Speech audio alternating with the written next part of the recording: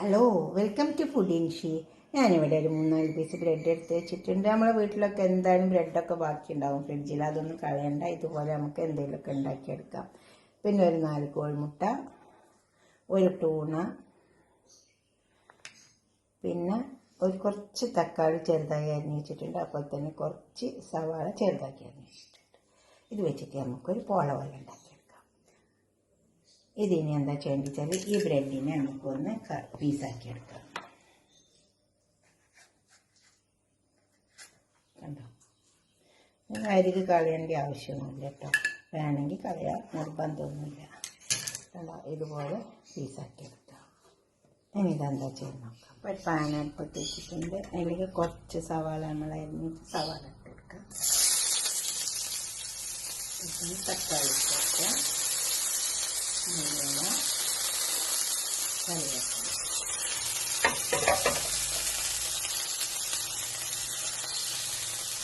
ഉപ്പ് ആവശ്യം പോലെ കൊടുക്കാം.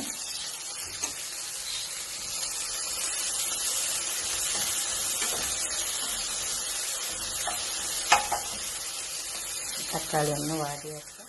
2 പച്ചമുളകുണ്ട്, കുറച്ച് മല്ലിയിലും കൂടെ ബാക്കിയുള്ളതാണ്. കുറച്ച് മുളകിൻ്റെ പൊടി ചേർക്കാം.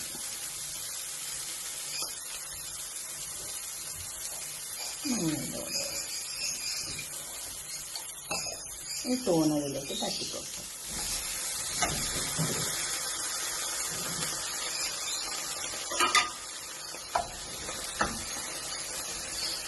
ഇത് വേർപ്പിച്ച് വരുന്ന തൂണയാണ്. ചിലർ ഇത് വേർപ്പിക്കാണ്ട് ഇങ്ങനെ തന്നെ കഴിക്കും. പക്ഷെ ഞാനൊന്നും ഇങ്ങനെ ചെറുതാക്കിയിട്ടൊന്ന് എണ്ണയിലിട്ടിട്ട് വാട്ടി വെക്കുന്നു.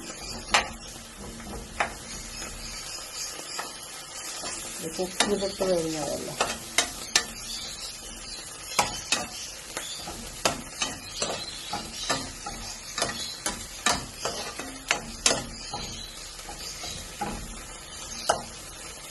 പുറത്തുള്ള ആൾക്കാരൊക്കെ ഇതിങ്ങനെ തന്നെ തട്ടിയിട്ടിട്ട് കഴിക്കും. ഇതൊന്ന് കുഴപ്പിക്കും.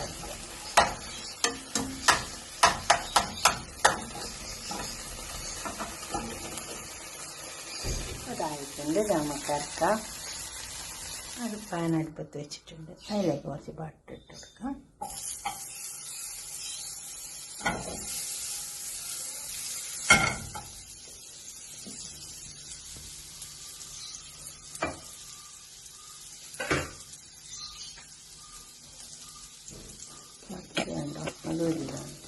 കുറച്ച് 2-3 വെളുത്തുള്ളി ചതച്ച് വെക്കുന്നുണ്ട്.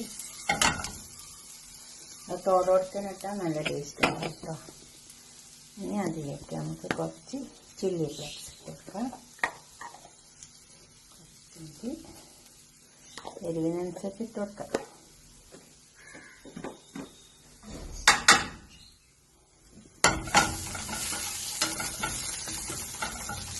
ഇതിലേക്ക് നമുക്ക് ബ്രെഡ് വെച്ച് വെക്കാം.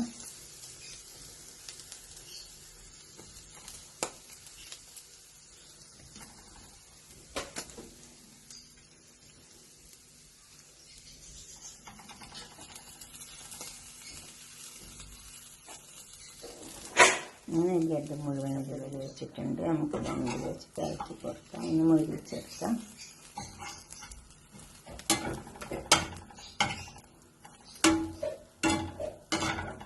മൊരിച്ചെടുത്താൽ നല്ല ടേസ്റ്റ് ഉണ്ടാവും.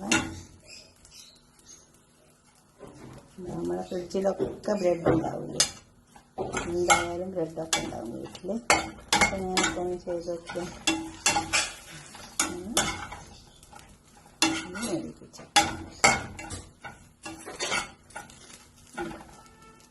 ഇനി ഇതിലേക്ക് നമുക്ക് ഇങ്ങനെ പരത്തി വെച്ച് കൊടുക്കാം.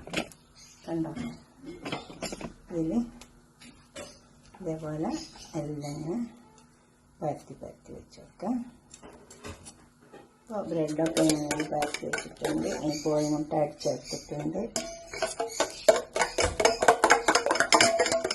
ഉപ്പ്, കുറച്ച് കുരുമുളക്, കുറച്ച് പച്ചമുളക് ഇട്ടിട്ട് അടിച്ചെടുത്താണ്. ഇതിലേക്ക് വെച്ച് വെക്കാം.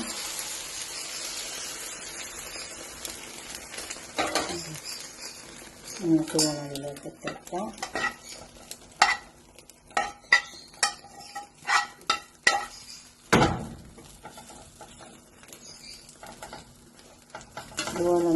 നോക്കിയാൽ നല്ല ടേസ്റ്റ് ഉണ്ടാവും. ഉണ്ടോ?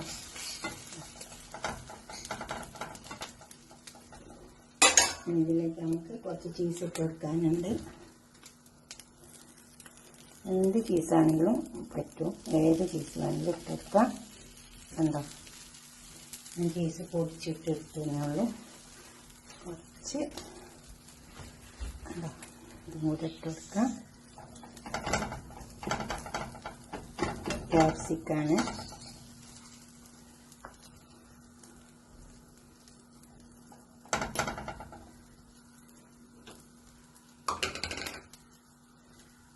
ഇനി നമുക്കിതൊന്ന് മൂടിക്കൊടുക്കാം.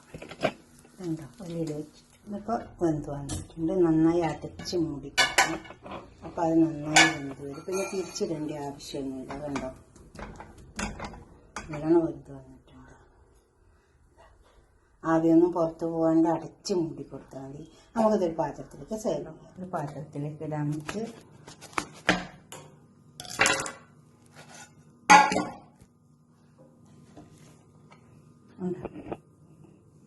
ഇതുപോലെ ഒന്ന് ഉണ്ടാക്കി നോക്കിയാട്ടെ.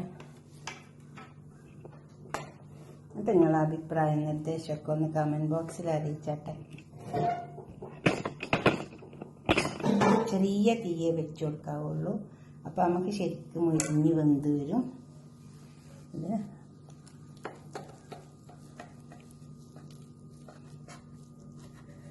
കണ്ടോ? നല്ലോണം മുരിഞ്ഞിട്ടിട്ട്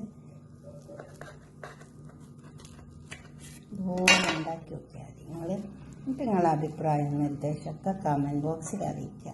നല്ല ചൂടുണ്ട്.